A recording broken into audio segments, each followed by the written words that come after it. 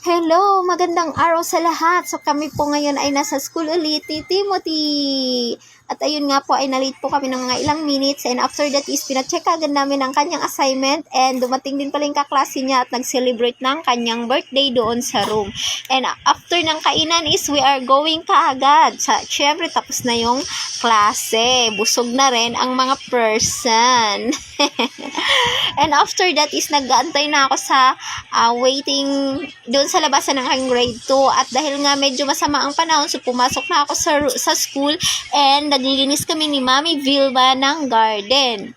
At tinanggal namin yung mga styro na may mga tanim para mapalitan ng bago. At binabangan namin yung mga tinanggal na mga styro para maitapon sa basurahan. Imagine from 3rd floor pababa, ay hingal talaga ang inabot namin dalawa ni Mami Vilma, at pawis na pawis pa. Pero enjoy naman kasi with all the marites all the way naman, lakad-lakad papuntang basurahan. And ayan na nga po, so natanggal na yung mga styro, so ready na siya ulit para taniman. So bibili na lang tayo ng mga styro na baso para sa pag-replant doon. And umulan nga, umambon, so wala akong payong din, naiwan ko dun sa sasakyan sa taxi ni Papa Cesar. Kaya ang ginawa namin ni Ronom is nagpaambon-ambon na lang kami, maligo na lang kami pagdating sa bahay. So wala ganun talaga. At ngayon ay ayan na si Kuya Kyle, isinabay ko na kasi yung aking grade 6, lagi namang ganun, so inantay ko na lang din sila para sabay-sabay na kaming umuwi sa bahay. At masama nga yung panahon, medyo maambon talaga, hindi lang medyo maambon talaga siya, so maligo na lang kami para hindi kami magkasakit.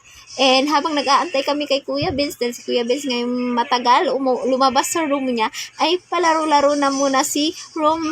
So ayan nga po, and si Kaikay nangungulit bibili daw siya, o diba? Kailangan pag nagsundo ka, dapat meron ka talagang barya. Kasi kung wala kang dalang barya, nako, aarte na naman yung mga batang yan. At sa wakas, andyan na si Kuya Vince, and ayan, na buo na yung pamilya namin, and magkasama na kami lahat pauwi sa bahay. Salamat Papa sa pagsundo sa amin at hindi kami maglalakad. Thank you so much Papa, and I love you very much.